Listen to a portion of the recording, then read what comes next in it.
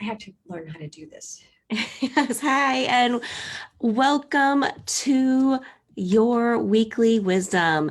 This is Tammy Jaffe, your host of Inspired to Resign, where we bring topics that are relevant to helping you make a transition, helping you resign from something that you don't want in your life, helping you to get something new in your life so that you can create whether it's a new business, which is what I help people with, but we've got a special guest today who's going to help you resign from the relationships, the constant, wondering what's like behind a winning relationship so that you can come out and have amazing relationships in your life. I'm excited to have with us Dr. Jackie Black. She partners with couples who are loving, amazing entrepreneurs and professionals so that they feel close again. And so if you've ever been at that point where you get into a relationship and, it happens probably in every relationship at some point where you feel a little disconnected, you don't feel as close, helping you get that reconnection. For the last 30 years, Dr. Jackie has helped her clients to learn, grow, thrive, and have fun together. Through her guidance, once distant couples now experience deeper, more meaningful connections and intimacy. They learn to love and feel loved once and for all again. Dr. Jackie, it is great having you here. Just tell us a little bit about how you got into working with people on their relationships. What was that starting point for you? Thank you so much for inviting me, Tammy. I'm happy to be here with you today. I was a therapist in private practice, and I was working in the grief and loss and life-threatening and chronic illness field, and working primarily with couples and families. And when I transitioned to coaching in 1999, it took me 3 years to completely transition out of doing therapy into coaching. I knew that I wanted to continue to coach couples. And coaching relationships was brand new. Nobody was coaching relationships, and nobody was drilling down deep into relationship coaching, into working with couples. And so I was really on the cutting edge. And people would say to me, what do you do? And I'd say, I'm a coach. And they'd say, what sport? I mean, that's how new the coaching field was. And when I was in France at the ICF, a conference, International Coach Federation, I was with the French coaches, a couple of French coaches at a lunch table, and they asked me what I did and how I worked with my clients, and I told them, and they were horrified, and they said, "People pay you to do that? That's why we have friends and family." Oh, yes. That's probably the worst people to go to when you're having those issues. Because then they've Well, got, it's just, and it's the difference. It's the difference in mindset in Mhm. U.S. and Canada and the U.K., Australia, and Western Europe, for sure. For sure. And I think, people have that tight knit family in Europe, especially, and they expect there to be that logic and wisdom behind it, but sometimes they come with biases, right? So, what is it, or why do so many long term relationships struggle and fail? What have you seen? One of the reasons is that relationships become transactional. It really becomes about the doing, doing, doing. And a Hmm. love relationship is heart centered. It's about being, being, being. And so in transactional relationships, we're worried about who's doing what, who's going where. And there are outcomes that are external to us. And what I help couples do is to reconnect internally to that really yummy, cozy, warm place inside where they have fun, where they enjoy each other's company, when they really are more about who they are being in the presence of each other versus what they're doing. Hmm. Yeah, I love that because it's true, right? Especially like once you have kids, and then it's like work, kids, meals, like it's just do, do, do, do, do. And there's no time for just that being. I know that's one thing, my husband and I we love travel. And so one of our things is getting away and traveling. So over the last year, it's been a little more difficult to do that. So, finding that time and space to just be with each other and be there. So I know you talk about the you, me, we principle. Tell us about what that is. The relationship, the love relationship, has three parts. And the three parts are partner A, partner B, and the relationship. It is that third entity, that energy that we co-create, bringing our 100% self into our relationship. So I talk about it in terms of stepping into relational space together. And so we meet, you, me, oh, sorry, my eye is tearing. I have a little bit of wind today. Okay, I'm not crying. So the you, me, we principle recognizes that there's you in the relationship where you are 100% you. There's me, my 100% me, and that we co-create our we. And all decisions that are made, all choices that we make, all plans and outcomes and expectations that we have must take into consideration you and me and we. And so it's a win-win-win. I win, you win, we win. I love that concept. And, I don't think a lot of people think about it in that sense of putting the we as a separate, entity relationship. So that brings a lot of clarity to when you're thinking about it, considering not just what does it mean for them, what does it mean for me, but putting that relationship into that entity format to think about it from that standpoint. So I love that. And it really helps couples because I don't have to think about you exclusively. Mm-hmm. That when I include you in the me and the we, it's easier for couples because there are a lot of myths about compromising and negotiating. And what compromising and negotiating really means is that people settle. They give in and they settle. They settle, they give up. Uh, Somewhere along the way, we made it bad to have a strong I, and nothing could be further from the truth. And it's important to have our strong I to bring what we like, what we need, what we want, what we prefer, what we don't like, what isn't a good fit for us, what isn't in alignment with us in terms of our style, our temperament, our values. And so the you, me, we principle, I win, you win, we win, really allows for people to bring their full I with and with regard for their partner and with regard to how it affects the we. Yeah. So I like, you put it in the terms of the win-win-win and I win, you win, and we win. And so when you can have all three winning, that transforms the relationship. So what do you see that does for people when they have the win-win-win situation? Resentment, so, we have that reservoir of resentment inside when our feelings are hurt and they're not repaired, when we get angry and we don't speak about our anger and we implode, right? It goes inside, it becomes resentment.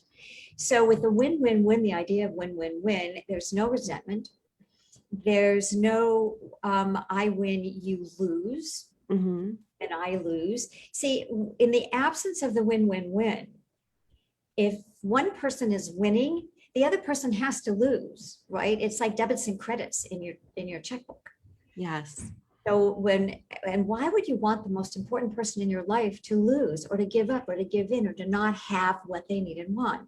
So the principle is based on, I want you to be your full self in my presence, and I want to be received and accepted by you. Right? So we receive and accept each other. So we're not in competition. My wants and needs aren't more important than yours, and yours aren't more important than mine. We each have priorities. They may be different. In the win-win-win model, we don't have to choose which one of us wins, which of our priorities is more of a priority. We really get to look at everything in context and make a choice. And so it keeps people from giving in and giving up. I know I'm repeating myself, but that's a really important aspect, because we do. If you think about in your relationship, how many times, even if it's infrequently, but how many times do you go, okay, fine, and you really don't mean it. It's not aligned. It's not congruent with who you are and what you really need and want. Yeah, absolutely. I think the more you do that, the more you kind of push your own desires down. And at some point, it's, I would say you're either in compliance or defiance, right? And so if you're like comply because somebody else wants it, at some point you're going to start defying, because you can only do that for so long unless you're congruent and you're in that win-win situation. And so, let's talk about a specific example, because I think this will be good for the viewers here as well. And those of you watching, if you guys have questions for Dr. Jackie Black or myself, put them in the comments. We're happy to address those as we go through. And, for those of you watching, what are some of the relationship concerns or questions you might have? Like, where do you find yourself running into those? We want to hear so we can help maybe address some of the things. But so, Dr. Jackie, one of the things that I was just talking to my husband about this yesterday, because we have a very supportive relationship with each other, right? So, there was a point where I had been in corporate for many, many years. I worked a lot. There was points where we'd go on vacation. He's like, if you don't put your phone away, I'm going to throw it in the ocean, because I was constantly connected to it. And so when I decided I wanted to become an entrepreneur, it was to find more freedom and flexibility in my life. It was to be here more with him, with our girls. We now actually are in the same office. He is like right back there, and we share an office because, now we have this ability to, both be entrepreneurs, and he's a doctor, and, so it creates a different relationship. But when I was going through that transition and deciding that I wanted to go through this, is extremely, extremely supportive. And we have the type relationship where if I want to go do something, I'm going to go do it. And I know he's going to be supportive, but also share that with him and share that journey and be part of it. And so I was talking to someone just yesterday where, having a conversation with someone who wanted to get their business started.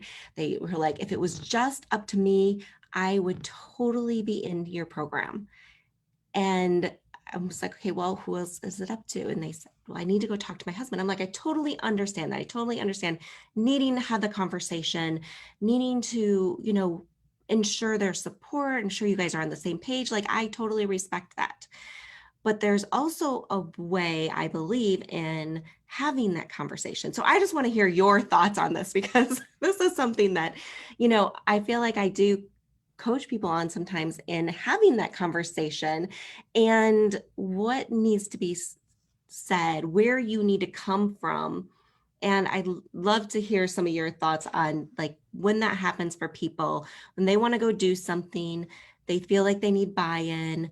What do they need to say, or what do they need to do in that relationship? Yeah, and I think they do need buy-in.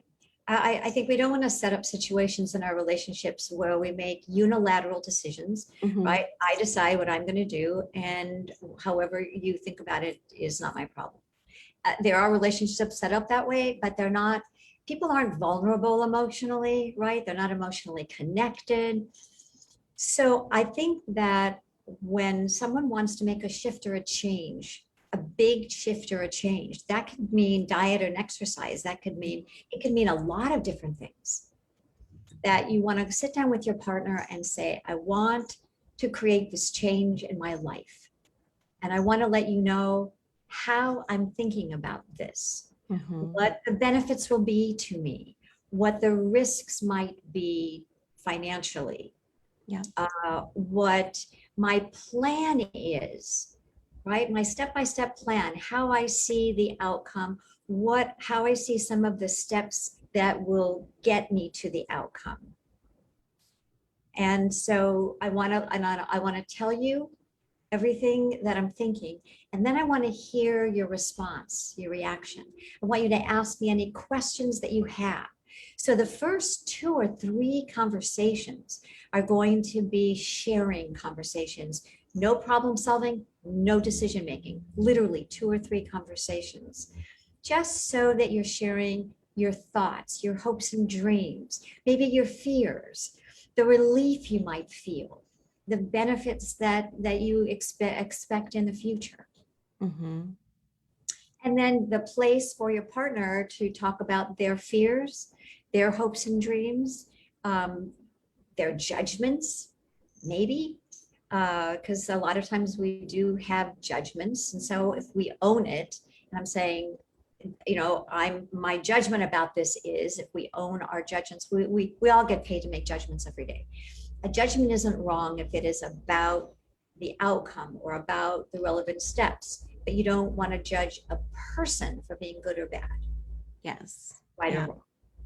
Um, Partners have legitimate thoughts, they have legitimate fears, and change is very scary for everybody. Change is very scary for everybody. And your partner may actually have something valuable to share with you. And if you're not afraid that it means no, if you're not afraid that it means I'm not going to be able to, and you're open, you may find that the feedback is super valuable. There's another thing to consider, if I can just add one piece. Yep. People that want to go out on their own and be entrepreneurs normally have a very high threshold for risk. And often we are in relationships with people who have less risk, vulnerability, or they're risk averse. Yes.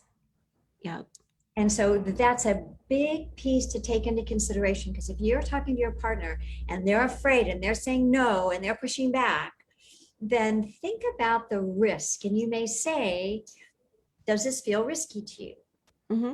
And what is the risk? What am I risking? There could be a change in routine or a change in availability, physical availability. There could be a change in a lot of things. So change and risk are normally at the bottom of everything that is bubbling up at the top. Mm-hmm. Yeah, I love that question of, an understanding of knowing, because and a lot of times it is that, you're going through a change, there could be a lot of risk with it. There's also when you're coming to them, they don't know the person you are saying you want to work with, or like all of the aspects of that. So they don't have that trust in them yet either. Right. And so there's a lot of questions that are going to come up. And a lot of those questions are great questions that are good for you to go back and have that conversation with the other person if you're looking to go into a program or do something differently, whatever it is, and get those addressed. So I know I put it out to my clients. I'm like, I am more than willing to have a conversation with both of you, right? Because I don't want to be in a situation where they don't know me either. I want them to see what the change is going to be for this person. I want them to see what they're going to get so that they can believe it on their own. And one of the other things that I always say, and you can tell me if this is right or wrong, I always tell them, you don't even go have the conversation with them if this isn't something that you are completely sure you want to do, right? There's no, you need to be confident that this is something you want, something you truly feel like you need. And then you need to go into that conversation with that confidence that this is what you want, because otherwise they just see through that. And, I believe men are a little bit more of protectors, right? And so if they see that you're not fully bought into this, they're going to protect you and tell you it's not the right thing to do. Yes, the only thing I would add is, if you really want their feedback in the exploratory phase, then identify that you're exploring, that you have a lot of questions, you have some doubts, and you're exploring some of the bigger pieces, and could you have their feedback? Yeah.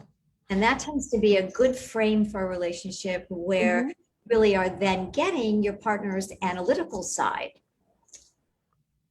Yeah, absolutely. And being able to hear from them, what is the concern, right? And what's, so you can help address those specific things. I love that. I So, loved running things by my late husband, Mark, because he was so different than I. and his relationships, his perspective. And he always would see something that I wouldn't see. He would always ask a question and that would help me go, oh yeah, that I didn't consider that. Yeah. So have that kind of a relationship. Use your partner for that kind of sounding board exploration too. Yeah, absolutely. I think it's so important as you're going through anything, just to have those conversations because it does bring another perspective. It brings another angle and can help open you up to those different, ideas, can open up different possibilities for you and create that we win for you, both of you. And if people don't have that kind of relationship, if you're sitting there saying, my husband wouldn't do that, my wife wouldn't do that, then I have a suggestion, if I can offer this suggestion. Yeah, I would love to. That is to start having coffee conversations. Say to your partner, I'd like us to have a coffee conversation once or twice a week for 10 minutes, but put a timer on your phone, right? Mhm. Just 10 minutes. And start talking about things that you've been thinking about. I've been thinking about cooking more zucchini. I've been thinking about where we might want to take the children when they're older. I've been thinking about how we might want to change this or that in our home, right? I've been thinking about when it's ready to get another car, things that you both have ideas about, things that you both are invested in that are safe, right? Food and stuff around the house, the kids, vacations. Those are things that are joint, that are we based. So if you come to conversations and you start having these conversations and you have them routinely, then you're weaving that thread into the fabric of your relationship and setting yourself up long term to have the more difficult conversations. Yeah, absolutely. I love that. And having that dedicated time, I think makes a big difference, where it's okay, it's not an obligation. This is something that you enjoy doing. You enjoy those 15 minutes of just sitting every morning and having a nice conversation and sharing what's going on for each other. Um, there's my husband and I do that sometimes at night after our kids go to bed, and we'll have some of those chats, or we do lunch together. So there's different ways, I think, to introduce it, but I love just having that coffee connection because it can be really difficult. And so I know we've got a lot of entrepreneurs listening, and there's times when, you're busy as couples. So what are some things that they can do to try to ensure, and we talked about the coffee connection. Is there another way that they can ensure that they have that winning relationship? Yes. So surprise your partner 5 times a week. Little surprises, right? A note. Leave a note someplace that they'll find. Mm-hmm. Um, say these words. I want to let you know how much I appreciated it when you. I noticed today that you. Noticing and appreciating each other is like mortar between the bricks in the relationship, right? We so value being appreciated, being seen, knowing that we matter, that our attention to something, our participation, our contribution to our home, to our children, a child, to anybody, Mm-hmm. was noticed and that it matters. So surprising, letting people know that they matter, spending a little bit of time together. So if normally one person cooks, hang out in the kitchen for 15 minutes, the last 15 minutes, and just be there and chat. If Mm-hmm. somebody normally cooks and does the dishes, for example, or somebody's with the children, do what you normally do alone together. Just a few minutes, not the whole thing. What you want to do, these are touch points that you're creating throughout every day. So you not, I had clients years ago and he walked in with tickets for a 2-week cruise and she went, what? Right? And he thought, how great he planned this. Oh, it was amazing. Yes. Right. But what she really needed and much preferred before that big grand gesture was to be appreciated, to be noticed, to have her participation, to have him join her in contribution and participation in the family. It's Yes. very important to men and to women. You know, men Yeah. don't want to feel like they're incidental to what's going on either. And now Mhm. that we've got people at home more, a lot of people are still working at home. We want to make sure that those spaces that we created for ourselves also include each other. We don't want to be home together separate, not Yeah. all the time, right? Yeah, and it's easy And to do all that, right? right. Like everybody goes to their own space, and even with the kids, like when you have kids, it's easy to like go home and this happened a couple times where our daughters are like, "Can we just watch TV while we're eating?" And then it turns into a couple nights in a row, and I'm like, "No, when are we going back to the family dinner, right?" And so, Right. it's easy to have those things that happen one off and like turn into longer term things, and everybody goes to their own space in their house and you don't have that connection. And so I love the idea of having the little surprises, having just little shifts in things, you know, when you said 5 times a week, which is it's something you got to think about to do it that often. Exactly. And that's putting the effort towards it. And that's the intentionality, the Yes. deliberate intention to Mm-hmm. connect, the Yes. deliberate intention to connect. How you do that and the moments doesn't have to be a big thing. It's the Mhm. deliberate intention that is huge and that is felt. Yes. I love that. So thank you so much, Dr. Jackie. This has been so informative. And I know you guys have got to be loving this. Give her some love in the comments and share what you are learning here. I know, do you have a special gift you want to share with them, Dr. Jackie, that if they want to get in contact with you or something more that they can find you? Yes. So if they go to drjackiegift.com, I have an intimacy booster that is available. So drjackiegift.com. And if they want to talk to me, you can go to talkto.drjackie.com. And I would love to talk to you. And if any of this makes sense, then we can create a personalized strategy and give you one or two things at the end of that conversation that will bring massive value to your relationship. Intimacy does not happen overnight. It really is it's like snowflakes. That's what I said to my clients. It's like snowflakes. You know, a snowflake really melts in a second. Well, if Mhm. that's true, how do you get snow drifts? So these momentary touch points are really like snowflakes, and all of a sudden you'll have a snowdrift. I love that. Awesome, awesome. So you guys got to go grab that. We'll put the links in the comments afterwards as well, but drjackiegift.com, where you can grab that intimacy gift and also talk with Jackie. Is that what it was? Talk to Dr. Jackie. Talk to drjackie.com, but we'll put those in the link so that you can grab those as well. But you've got to take advantage of this. If you are, at any point having those moments of feeling disconnect, not sure where it's headed, make the shifts now and see those couple things that Dr. Jackie is going to share with you that can make a huge impact so that you can have that snowdrift of love coming, right? The intimacy there. I love that. Awesome. Well, thank you so much for being on with us today. Thank And you so much. yes, and those of you watching, we will see you next week on our weekly wisdom. Hope you have an amazing rest of your week.